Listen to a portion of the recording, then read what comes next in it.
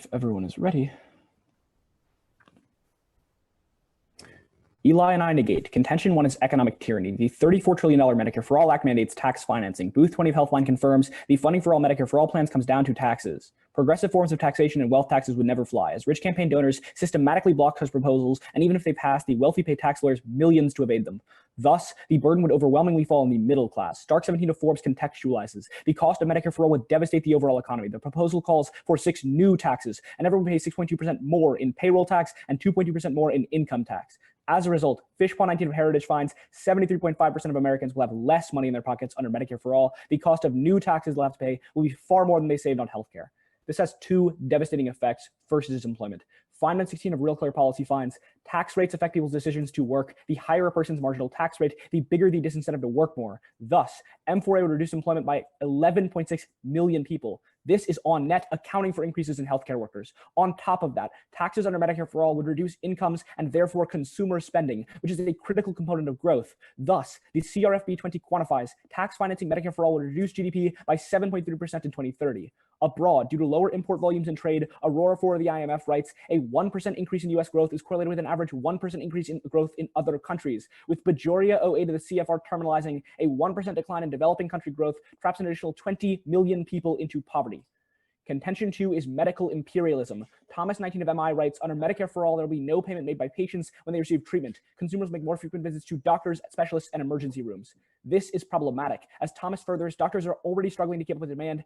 80% of physicians can be at capacity or overextended. With doctors already overburdened, an unbearable increase in demand for healthcare would leave us with 2 choices. Either watch quietly as the entire system collapses or find a way to get significantly more doctors. Indeed, Bivens 20, the EPI quantifies, expanded access to healthcare under Medicare for all would translate into demand for 2.3 million more full-time workers providing healthcare.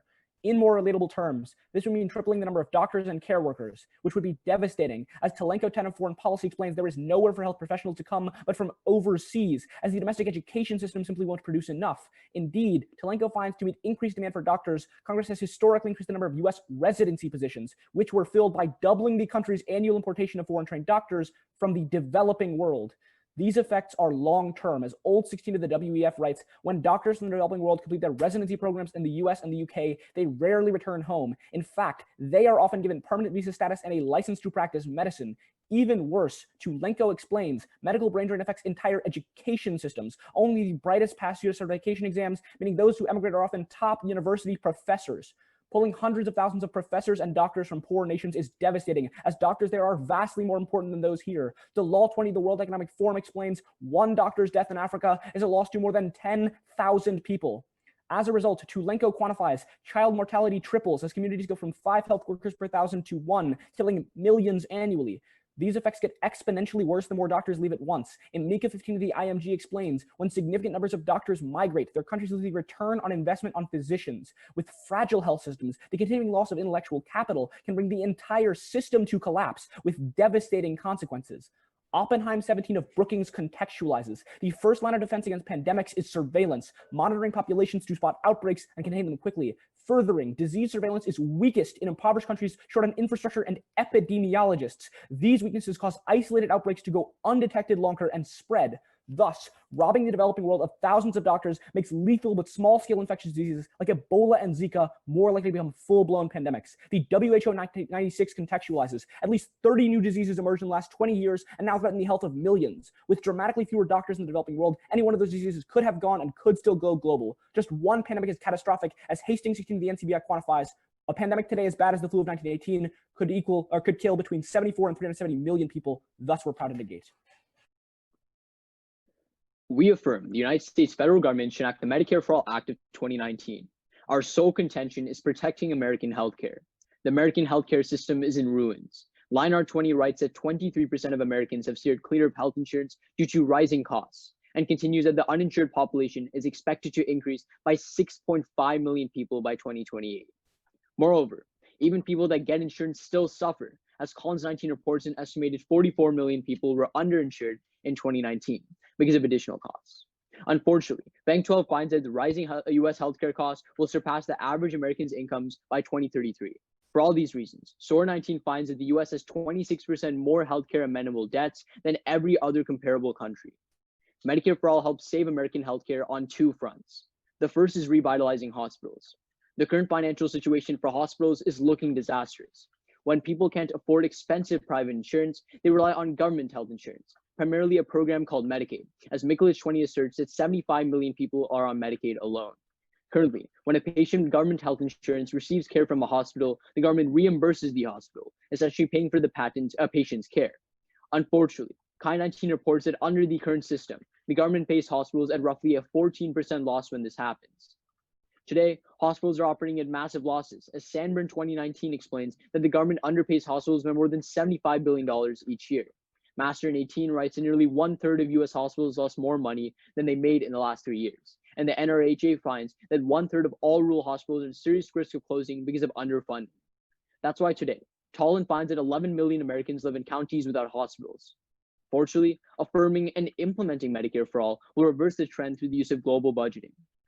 Kai of Health Affairs reports that the 2019 Medicare for All bill would use global budgeting to fund hospitals, a system where the government will pay a hospital directly based on its expenditures. For example, if a hospital faces increasing costs because it provides care to more people, the government will increase its funding to that hospital to completely offset the increase in spending. This financially protects hospitals from negative profit margins. That is why Kai concludes that the hospitals with patients relying on government insurance would no longer operate at a loss in the affirmative world, reducing hospital closures nationwide. In the status quo, when hospitals close, people are left hours away from the nearest doctor, meaning that they have a harder time getting care. In a life-threatening emergency, this delay could be deadly. Historically, Causin quantifies that when a rural hospital closes, death rates rise in the region by roughly 6%.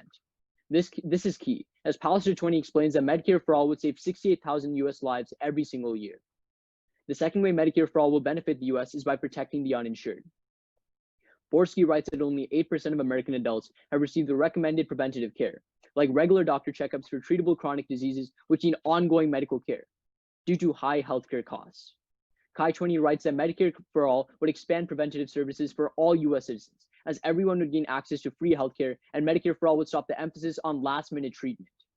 Moreover, Sachman 18 explains that Medicare for All provisions include preventative services for chronic diseases, and it would be expanded rather than the current system of last-minute care. Currently, Tenbaum 19 explains that after 15 years of testing, the US has created cures to chronic diseases such as sickle cell disease and muscular atrophy, yet the treatments will likely exceed $1 million for these diseases. Preventative care treats diseases before they get worse, as these treatments will be free of charge. Providing preventative care will undeniably save lives. Levine 19 finds that 7 out of 10 deaths in the United States are due to chronic diseases. Thus, Lemon 20 finds that implementing Medicare for All would save 68,000 lives every single year.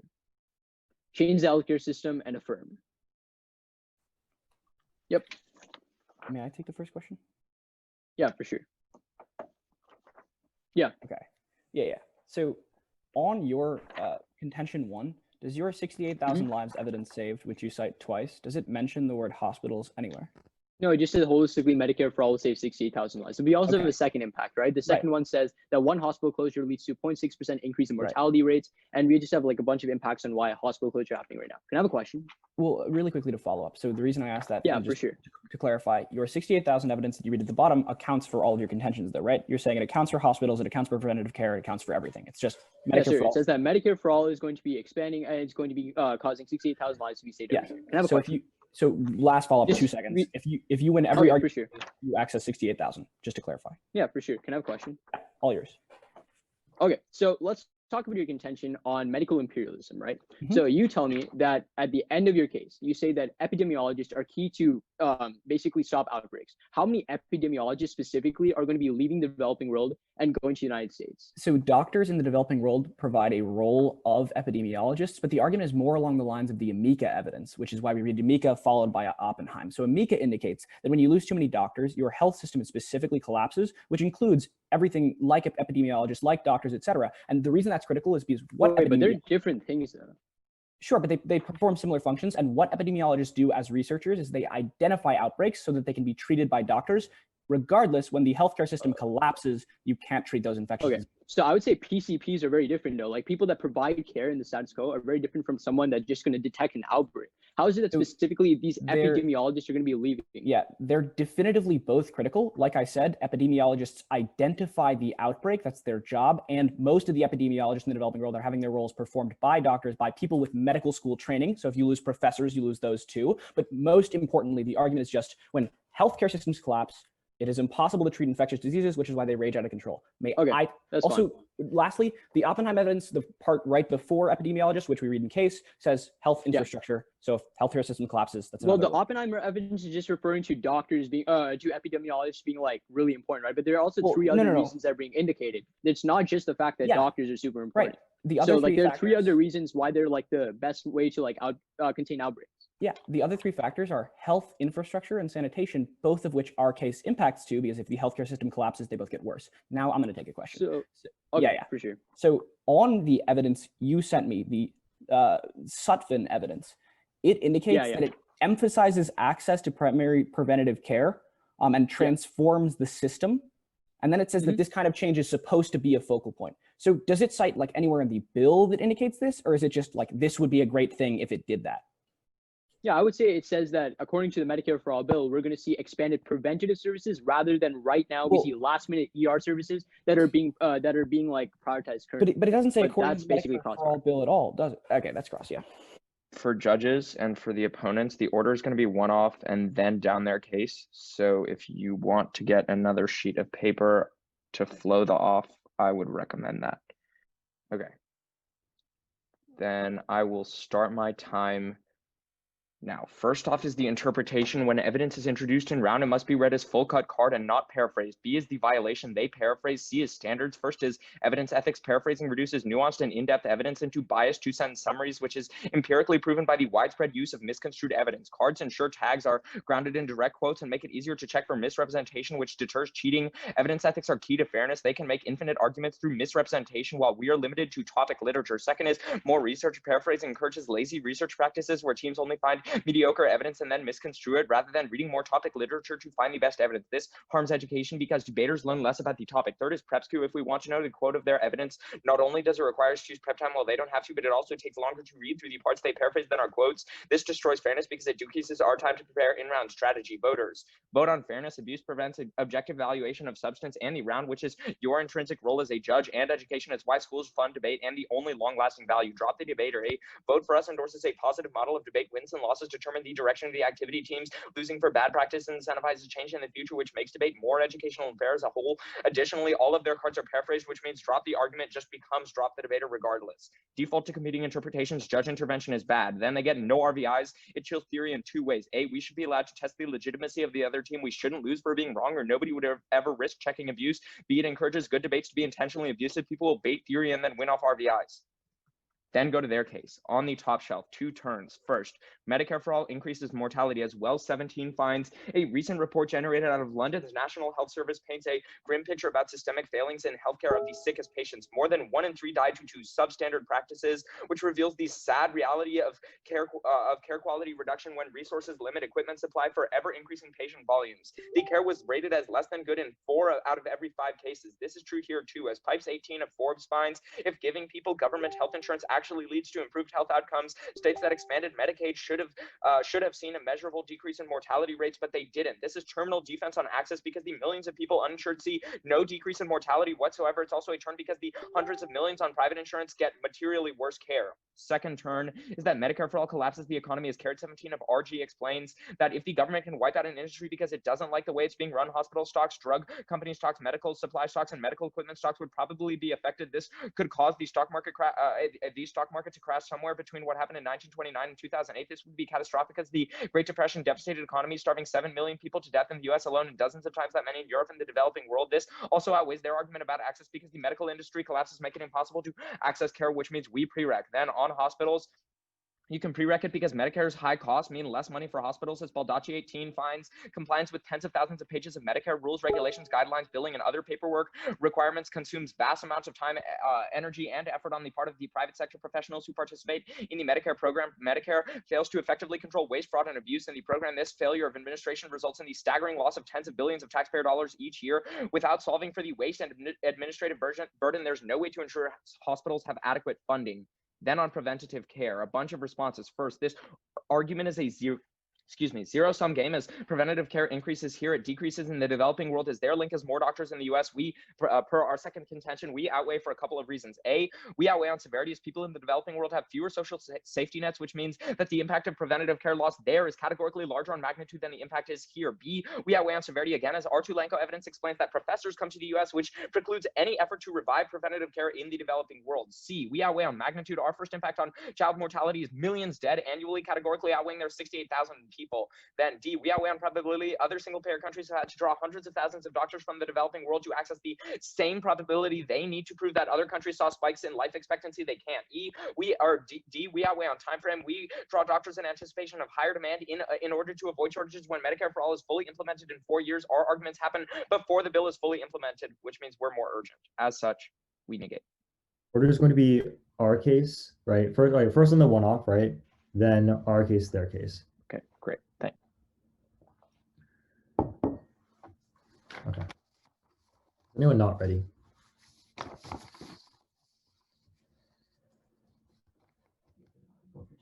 Okay. On the one-off, they say there's 3 reasons why paraphrasing is really bad. They first say there's it's like paraphrasing means it can be more biased and misconstrued. That doesn't matter. It's on unique. Quoting authors doesn't solve because you can just read strawman quotes and then insert brackets to skip around the quote. It's really that bad. If our cards are misconstrued, the only reason paraphrasing is bad is if we're actually lying about evidence, and we aren't. At that point, you would have to read the shell only if we were lying about our evidence. And on the NSA rules check, you could just, like, if we are reading bad evidence, you could actually just call for it and challenge us on it, and at that point you can just win the round from there. On to the idea that it's like lazy practice and you don't prep as much. It's non-unique. Quoting authors doesn't solve because you can still take an article and then misconstrue it using like bracketed quotes. It doesn't matter. Then onto the idea that it's like prep skew. It doesn't matter because, again, quoting cards doesn't solve insofar that you can always take prep time to read them and then check for strawman quotes, right? Because that's what we would have to do. Then onto the reason we can't read RVIs. They try to say it's really bad because people can bait RVIs and it's abusive. It doesn't matter insofar, A, we didn't bait it and there's no level for like how to determine if we baited it. And then second of all, we would argue that in terms of fairness, if you're reading then like theory to try to get out of debating the real topic, it would be really bad. Here's why we should win this round if they lose this theory argument. First of all, reading directly from a card, that means that you can't be succinct as in reading from an argument because authors will always write things as less concisely than debaters. First of all, that means you would have to read less argument, which means there's less arguments in the debate. It's less educational. And second of all, you'd have to speak faster because now I have to read an entire like response to this theory shell, which is obviously longer. Then onto the RVIs. If we win like this offense on the counter interp, then we should win the round because the lack of RVIs proliferates useless theory. And so we didn't bait it and you can't prove a threshold. We would argue that without RVIs, everyone would be able to read blippy theory and force us to respond to it, which is really, really bad. At that point, yeah, since we didn't bait, you just should vote on the RVI and vote for us.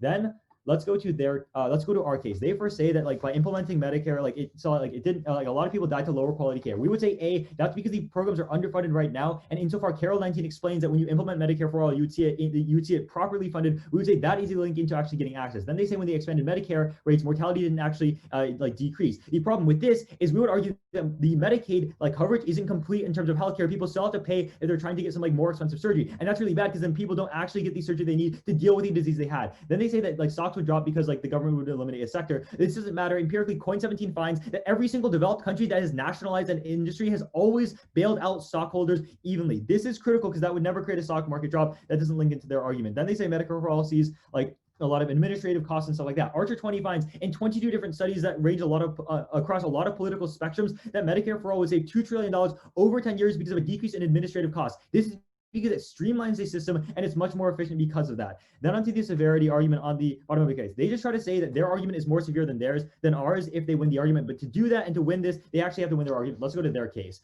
First on the taxes argument. First of all, the PRI 19 finds that after you divert the existing government spending from Medicare and Medicaid to pay for Medicare for all, you only have to increase tax revenues by $1 trillion.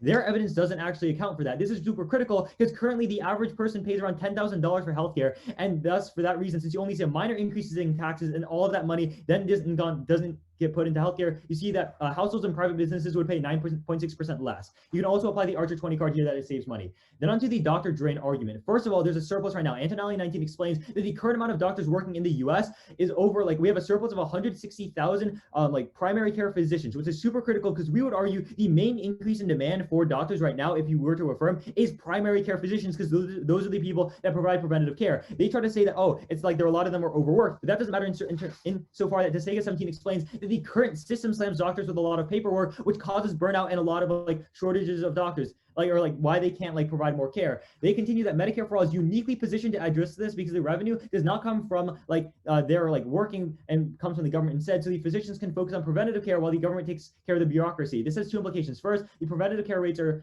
better, and that means for that reason, like, you have more doctors. Let's go on to the impact level. First of all, the impact level is talking about a pandemic that happened when antibiotics didn't even exist. And Kim 13 finds that because internets can send information back through the internet, for that reason, child mortality is empirically lower in the other countries. At that point, they would have to prove epidemiologists leave. It's a really big impact. It's 410. That's 410. The last response was administrative you guys paperwork. You guys went like to 410 in your rebuttal as well. So no, Eli's rebuttal was 4 minutes. 403. Okay. No, we'll it was just, again. There's a 15-minute like grace period anyway. It's not point. It's like there's no point in arguing this, guys. You guys ready for cross? Whatever. Yeah. Right. So on this first response on your case about Wells, you say that like the program is that the program being underfunded is like the internal link for the card, right? Well, I mean, like, what's the response in the first place? The response is that like mortality rates rise. For what? Like, under what program? Oh, under single payer healthcare, because there's an inability to allocate resources effectively. Exactly. So which country is that? That's the UK? Correct? That's the UK. Yep. Yeah. Okay, cool. So in the past like 5-6 years in the UK, right? How has the UK spending changed? Is it conservative? Is it limiting spending, or is it massively is it increasing spending or whatever? You tell me. Okay. So the UK is extremely limiting spending to their program. Carol 12 explains that the US's Medicare-For-All program would limit spending. And the reason why you have less resources or like worse health outcomes when you have those like types of problems is because they are underfunded. So insofar that the program is underfunded, right? You don't win this argument. Just a second, because I'm a little confused. You said, how has spending changed over the last 5 years, and your card is from 2012?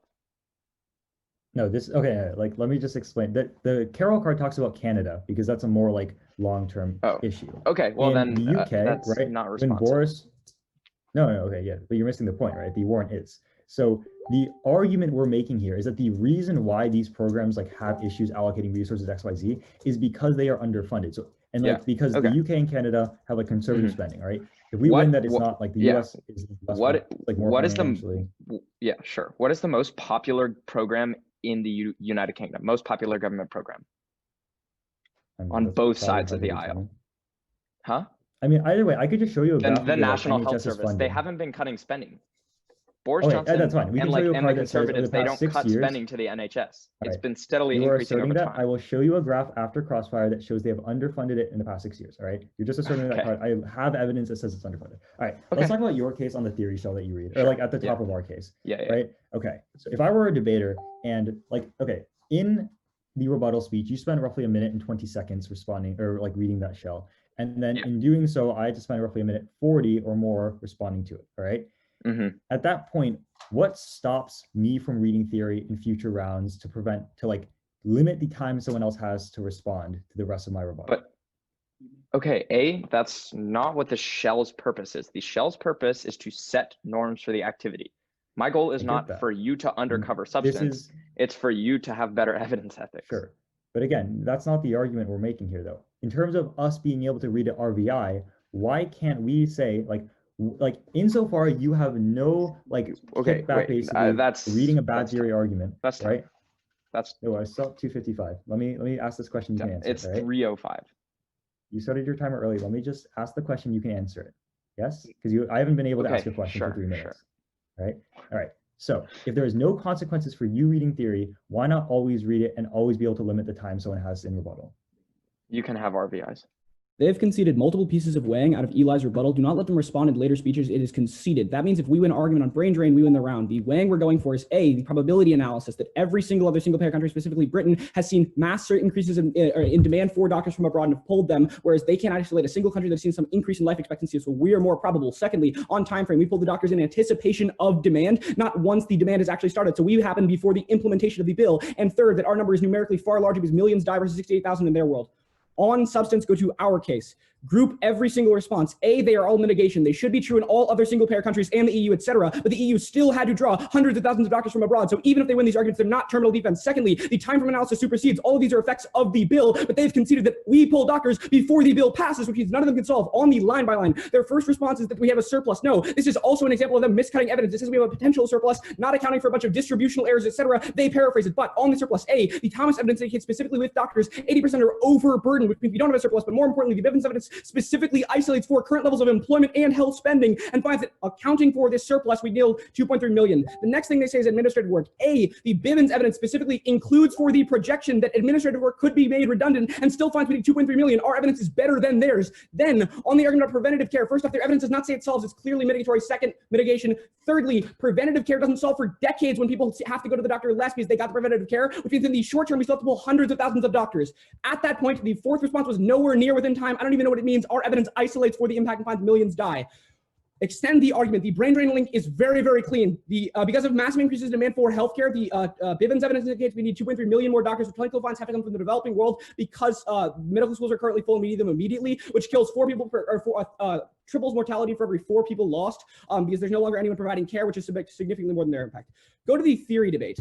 It is very simple. They don't read a counter interpretation, which is you default to us because they have no risk of offense. But on the line by line, the first thing they say is that they can have RFDs will win the shell. The first thing they say is that we can misconstrue. No, it is significantly easier to misconstrue when you can use any words you like versus having to misconstrue by cutting out words. Second, our brackets are disclosed on the wiki and visible in cut cards, proving this is true. Third, it is substantially easier to hide misconstruction when you force debaters to read massive chunks of highlighted text during prep like they do in the email chain versus having to show them exactly what you read. I need to read 5 lines to see if any of the lines say what they say they do. With us, we send a card. If it doesn't say what we say it does, obvious misconstruction. That's why it's easier. Then they say we need abuse. A, their intentionality evidence is bad. So are multiple other cards in the email chain. I've said this earlier. Check the doc. Thirdly, even if we can't approve abuse, you still drop them. We can't check all of their evidence without massively delaying the tournament or being time skewed. Also, we're seeking to promote better norms for all of debate. They've conceded that misconstruing provides a competitive advantage, which means if we win, that it's easier to misrepresent evidence in their world. You drop them. Then they say you can read more arguments. 1, paraphrasing enables you to read more arguments because you cut out warning and misconstrue while simultaneously putting together unrelated ideas from unrelated authors. This short circuits any educational benefit because we're not learning about the real world. We're learning about debate concoctions. Then extend the shell. A, when evidence is introduced in a round, must be read as full cut card, not paraphrase. B, they paraphrase. C, evidence misrepresentation gives them access to infinite arts or restricted topic literature. Fairness is voters just have to vote for the better debaters, drop the debaters, set better norms in the future by this instead of practice. 302. Is everyone good? Okay. So it's going to be first on our case on preventative care. I'm just going to respond to their responses, extend the contention, and then I'm going to weigh. And then I'm going to talk about their contention on Dr. Drain, and then finally on the theory shell.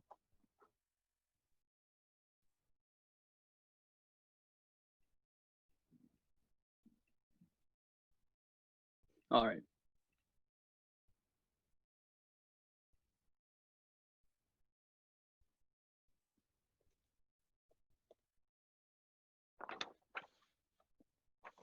They read 2 things on our case. The first is that the U.S. has better life expectancy rate, but Swanson gives the best evidence. It says that 29% more people live in single-payer countries, and it's holistic. Second of all, we would say the U.S. does not underfund their systems like other single-payer countries. Then go on to our contention on preventative care. They say they went on the wing, but we would say, insofar that we can still respond to their wing, we would say that our wing is going to be we're going to be winning on the fact that you always want group severity and magnitude, and say that policy paralysis is always going to matter the most. The developing countries' impacts may sound really big, but if countries always prioritize really big impacts like nuclear war, but don't focus on the probability of those impacts, then we say in the long term they're not going to be able to provide better bills. That's why we're going to tell you why the clarity and probability of their argument is going to be really low on their case. But first, extend your contention, because Borski says that 8% of American adults receive the recommended preventive care. But when you affirm, you expand Medicare for all and give every single person care, which is why we would say that you're going to save 68,000 lives every single year, as 7 out of 10 deaths in the United States are due to chronic diseases. Second of all, that's really key, because we say we win on strength of link because they don't extend any any responses to our preventive care argument.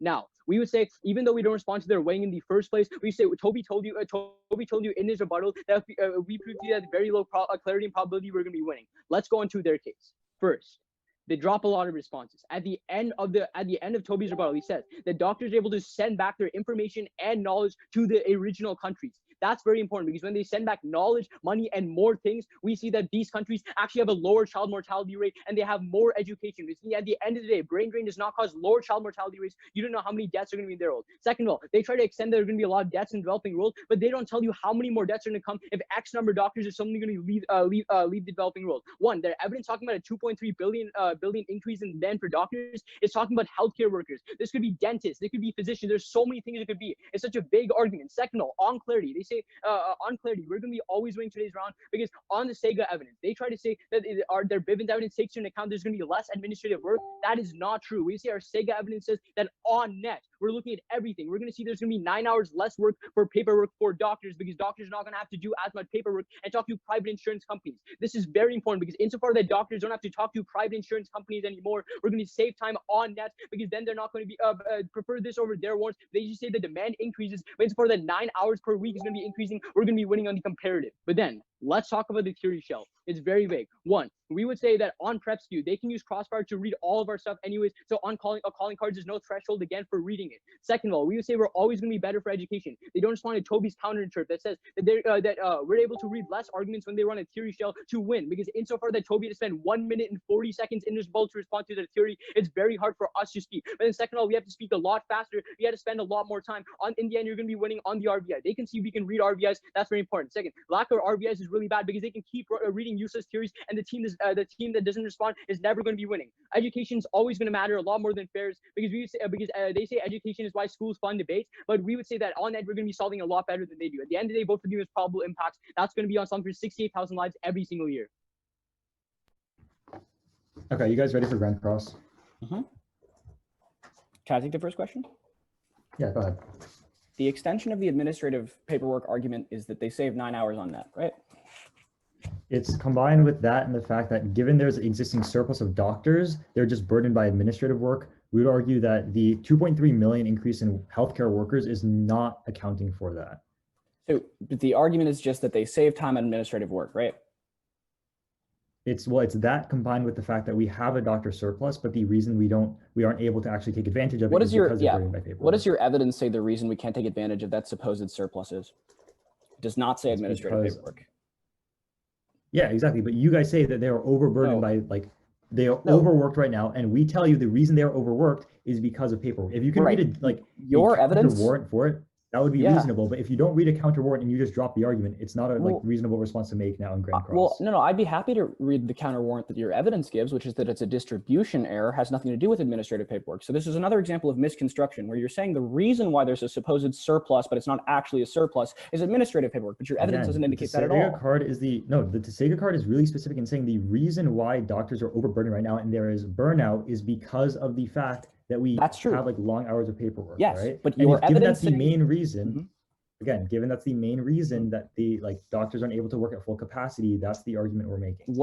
This is reasonable to argue if you read this in summary, but if you drop the argument in summary, you can't come and make a new response in Grand Cross. I didn't drop the argument in summary. Right, can I ask a question? Because we're halfway through Cross. Sure.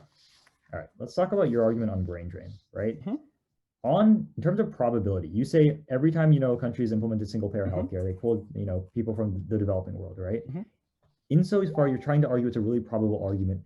In those scenarios, how much did child mortality increase in those areas? Our Telenko evidence isolates that millions died as a result. If you'd made this response, we would have frontlined it by saying Crook 16 finds that there are 16 million excess deaths in the developing world because of lack of healthcare, which is why the Dalal evidence in our case finds that there's one doctor per 10,000 people because they've been stripped. But which countries and how many you're going to be leaving from each country? Yeah. All of this is conceded analysis. Can I take a question?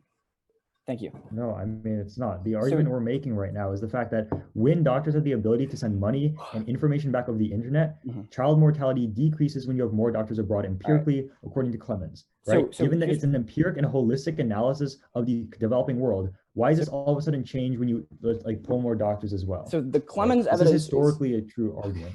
The Clemens evidence is 13 seconds over time in rebuttal, and more importantly, it's definitely reverse causal. Clemens finds that countries that have sent more doctors have lower mortality because those are the much wealthier countries that can afford to train more doctors. If you'd read this never heard anytime this. in rebuttal, that's not I'd have true. And second responded. of all, yeah, you're just, okay, first of all, you're just All right. asserting that. That's not what the evidence says. And second of all, yeah, this is just drop in summary. Okay, I think that's cross, is it? All right, that's all the prep we're going to use. For clarity, the order is going to be starting on the shell, then our case, then weighing. Is everybody good? Okay, then I'll start my time now. First, extend the shell. A, when evidence is introduced in round, it must be read as a full cut card and not paraphrased. B, the violation they paraphrase. C is the standard we're going for. Evidence misrepresentation gives them access to infinite arguments while we're restricted to topic literature, massively skewing ground and fairness. D is the fairness is a voter as judges are asked to vote for who the better debaters are and no one would participate if the activity wasn't fair. And education, it's intrinsic to debate and the reason schools fund the activity. E is drop the debater to set better norms in the future by disincentivizing the practice, and drop the R becomes drop the debater because every card they read is paraphrased.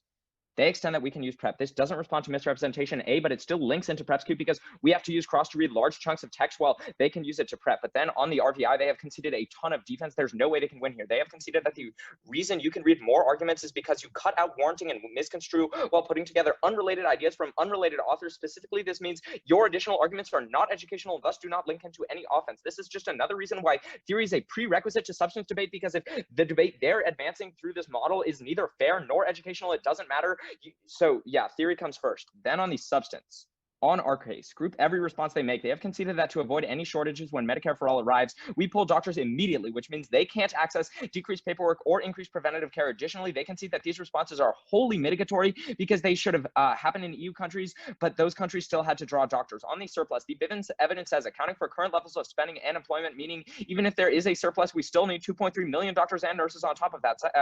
They say it says healthcare workers. Bivens isolates doctors and nurses 2 lines down, and this is new in second summary, which is unfair. Secondly, the warrant for the surplus and their evidence is distribution of doctors geographically, not paperwork. On paperwork, they have conceded that Bivens accounts for the projection that administrative paperwork could be made redundant, and then finds that we need 2.3 million doctors. Again, our evidence is better. Then on the turn, it was over the time. Don't evaluate it. It skews our fairness because we stay within speech times. Extend the argument. What Bivens tells you is that we need 2.3 million doctors to cover increased demand for care. And Tulenko says that the American medical school system is full, so we have to pull them from the developing world, which is tragic because Tulenko terminalizes that losing 4 doctors per 1,000 people triples child mortality, killing millions. This is conceded to be the most probable impact because it's happened in 17 other countries, and outweigh on magnitude because it's millions versus 68,000. It's a very clean neg ballot. Order is going to be on the theory shell first, then our case, their case. Is anyone not ready?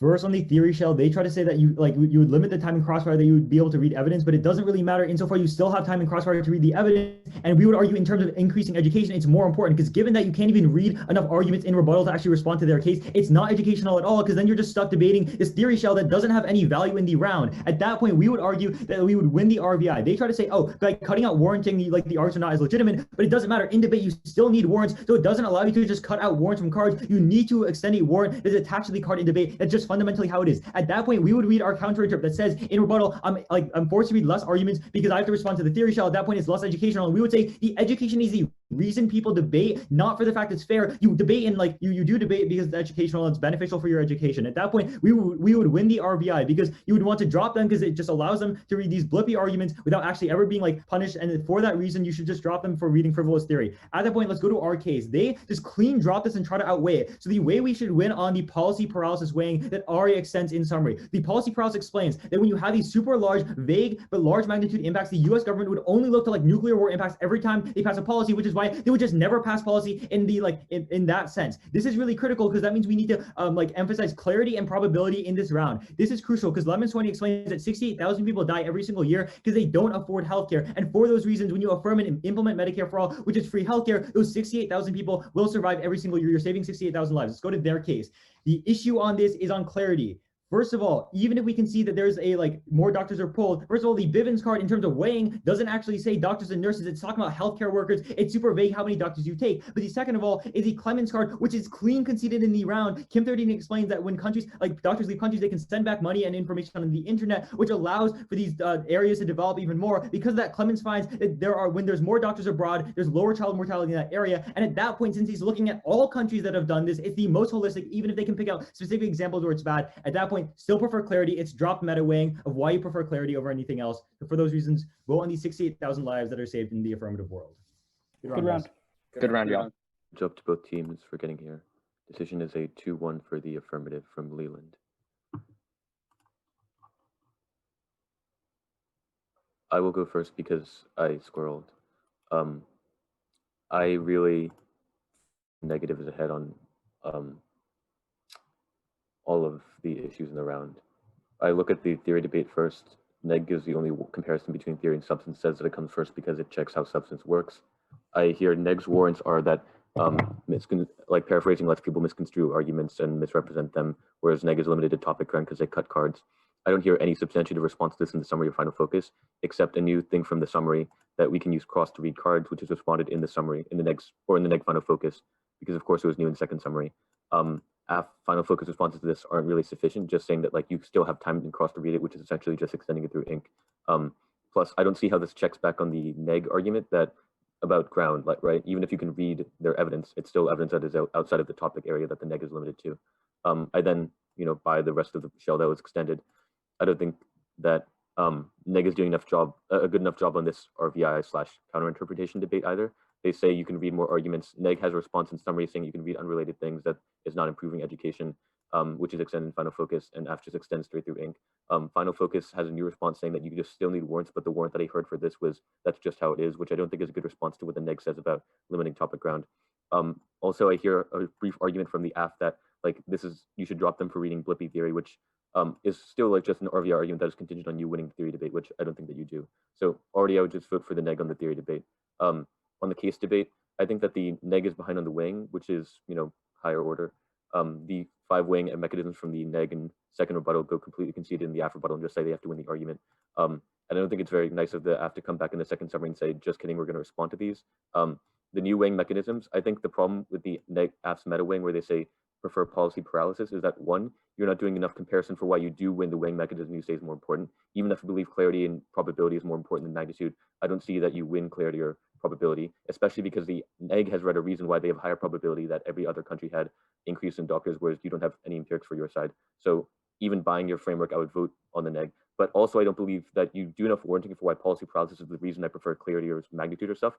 And additionally, I think that this clarity thing was kind of just a vehicle for you to read new responses in the second summary, which I felt like a lot of the stuff on their case was. You reading new indicted Bivens, for example, which was kind of construed as an issue with clarity, which I think is a little bit late to be making case responses.